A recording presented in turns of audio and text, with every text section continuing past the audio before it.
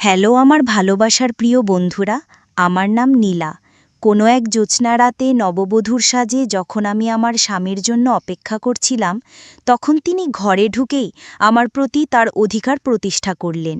এরপর কিছু বুঝে ওঠার আগেই তিনি আমার হাত ধরে সজোরে টেনে নিয়ে আমাকে বাথরুমের ভেতরে ঢুকিয়ে দিলেন এবং বাইরে থেকে দরজাটা আটকে দিলেন।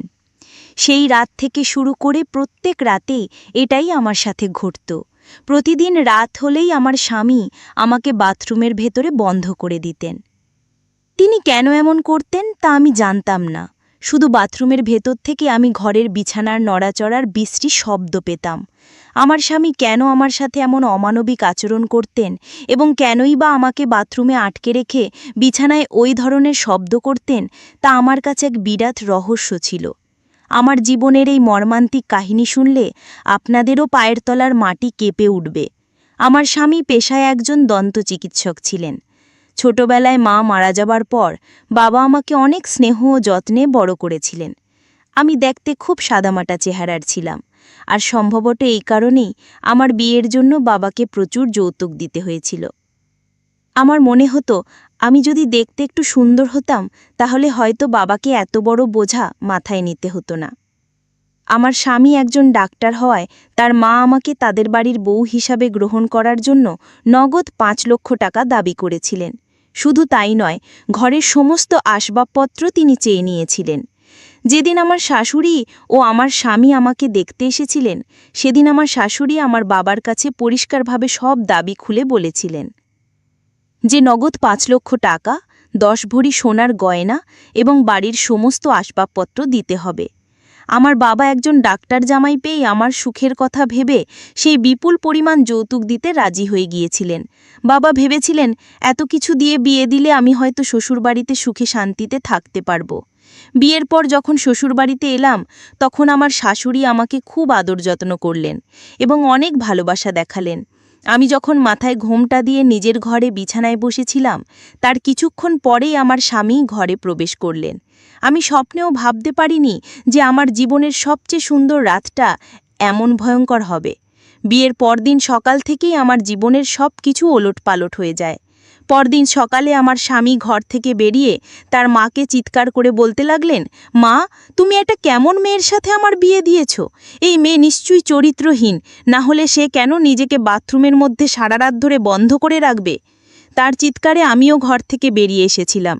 আমাকে দেখামাত্র আমার স্বামী তার মাকে বললেন, মা, তোমার পছন্দের গুণবতী বৌমাকে জিজ্ঞেস করো সে কেন কাল রাতে নিজেকে বাথরুমের মধ্যে আটকে রেখেছিল, কেন সে আমার থেকে দূরে থাকতে চেয়েছিল। এর একটাই মানে হতে পারে যে তার অন্য কোনো পুরুষের সাথে অবৈধ সম্পর্ক রয়েছে। স্বামীর মুখে এমন জঘন্য কথাবার্তা শুনে আমার মাথায় যেন আকাশ ভেঙে পড়ল। এরপর আমার শাশুড়ি তার ছেলের সব কথা শোনার পর রাগে চিৎকার করে আঙুল দেখিয়ে বললেন, থাম, অনেক হয়েছে তোর আবোল তাবোল কথা। সকাল থেকে আমি তোর মুখে নীলার নামে এইসব উল্টাপাল্টা কথা শুনে যাচ্ছি। কি মতলব তোর? কেন তুই এমন করছিস? আমার শাশুড়ি তার ছেলের কথা একদম বিশ্বাস করতে রাজি হচ্ছিলেন না। আমি তখন স্বামীর ভিত্তিহীন অভিযোগে জর্জরিত হয়ে শাশুড়ির হাত ধরে কেঁদে বলেছিলাম, মা, আমি কিচ্ছু জানি না। আপনার ছেলে কেন আমার নামে এসব মিথ্যে কথা ছড়াচ্ছে? আসল সত্যিটা হলো কাল রাতে আপনার ছেলেই আমাকে জোর করে সারা রাত বাথরুমের ভেতরে আটকে রেখেছিল। আমি অনেক কান্নাকাটি করার পরেও সে আমাকে বের করেনি।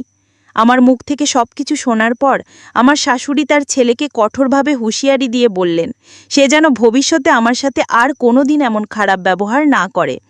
কিন্তু আমার স্বামী তখন কান্নার অভিনয় করে তার মাকে বললেন, মা, এই মেয়েটা সবে একদিন হলো এই বাড়িতে এসেছে, আর তুমি নিজের ছেলের কথা কি অবিশ্বাস করেই অচেনা মেয়েটার কথা বিশ্বাস করছো?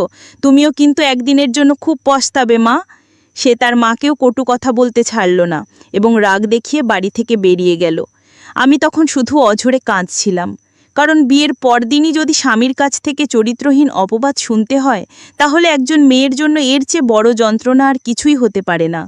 পরদিন সকালেও আমার স্বামী তার মাকে ডেকে এনে একই রকম ঝামেলা শুরু করলেন।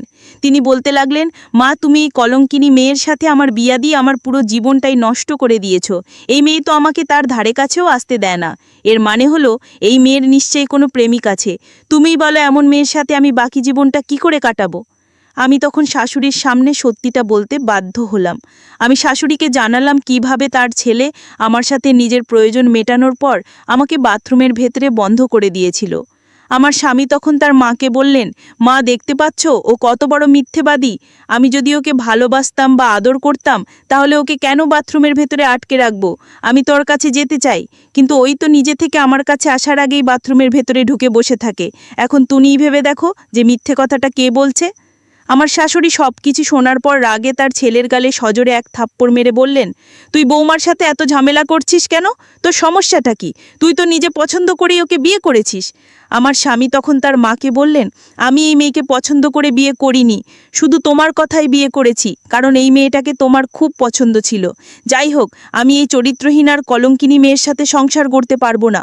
ওকে প্রমাণ দিতে হবে যে ও চরিত্রহীন নয় এবং ও একজন কুমারী মেয়ে। যেদিন ও আমাকে প্রমাণ দিতে পারবে সেদিন থেকেই আমি ওকে নিজের স্ত্রী বলে মেনে নেব। এই বলে আমার স্বামী বাড়ি থেকে বেরিয়ে গেলেন। আমি তখন নিজের ঘরে এসে বাবাকে ফোন করে জানালাম যে আমার শ্বশুরবাড়িতে কোনো কিছুই ঠিক নেই এবং আমার স্বামী আমাকে সন্দেহ করছেন। আমার ওপর এত বেশি অত্যাচার করা হচ্ছিল যে ওই কথাগুলো বাবাকে না জানালে আমার আর কোনো উপায় ছিল না। আমার সব কথা শোনার পরে বাবা বললেন, ওদেরকে 5 লক্ষ টাকা দেওয়া বাকি আছে, সেই জন্যই হয়তো তারা এসব ঝামেলা করছে। বাবা কথা দিলেন যে তিনি খুব তাড়াতাড়ি টাকাটা আমার শাশুড়ি মায়ের হাতে দিয়ে দেবেন। আমি যখন নিজের মন খারাপ করে বাবার সঙ্গে ফোনে কথা বলছিলাম, তখন পেছন দিক থেকে হঠাৎ করে আমার শাশুড়ি আমার হাত থেকে ফোনটা নিয়ে আমার বাবাকে বলেন, বেয়াই মশাই, আপনি একদম চিন্তা করবেন না, আমি আছি আপনার মেয়ের সঙ্গে। আমি তোর মায়ের মতোই, এখন নীলা আমার বাড়ির বৌমা, তাই আপনি একদম চিন্তা করবেন না, আমি সব কিছু ঠিক করে দেব। তারপর আমার শাশুড়ি আমাকে বোঝালেন যে প্রত্যেকটা ব্যাপারে বাবাকে ফোন করলে তার চিন্তা বাড়বে। তিনি আমাকে আশ্বাস দিলেন যে তিনি তার ছেলেকে সঠিক পথে নিয়ে আসবেন। কিন্তু বিয়ের 2 দিন পর আমার সাথে যা হয়েছিল সেটা শুনলে আপনাদেরও চোখ দিয়ে জল পড়বে। সেদিন বিকেলে যখন আমি একাই সোফায় বসে চা খাচ্ছিলাম, তখন আমার স্বামী এসে আমাকে বললেন, নীলা, আমার জন্য 1 গ্লাস ঠান্ডা জল নিয়ে এসো। আর মা কোথায় আছে?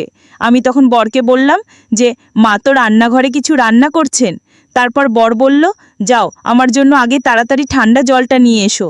তারপর আমি চায়ের কাপটা টেবিলে রেখেই দিয়ে তাড়াতাড়ি বরের জন্য ফ্রিজ থেকে 1 গ্লাস ঠান্ডা জল নিয়ে আসি।